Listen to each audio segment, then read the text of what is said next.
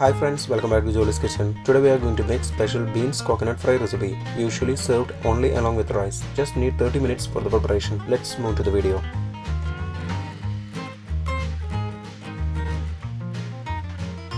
In a pan, take 2 tablespoons oil and heat it. Add half teaspoon mustard seeds and wait until it sputters. Then keep it low flame. 6 chopped shallots and add 2 red chillies cut into halves. Some curry leaves.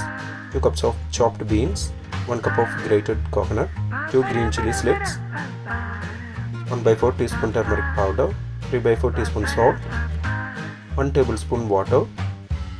Mix it well. Close the lid and cook for 4 minutes on low flame. After 4 minutes, open the lid and stir it. If you have not subscribed to our channel, please do subscribe and support. To receive latest video notification, don't forget to enable bell icon. Cook for 2 minutes without closing the lid. Stir it every 30 seconds to avoid burning. Now we can switch off the flame. Our beans coconut fry recipe is ready. Store it in your refrigerator if you are keeping it for the next day. If you enjoyed this video, please press like button. Also don't forget to subscribe to our channel. Comment below your suggestions. We will come back with another video.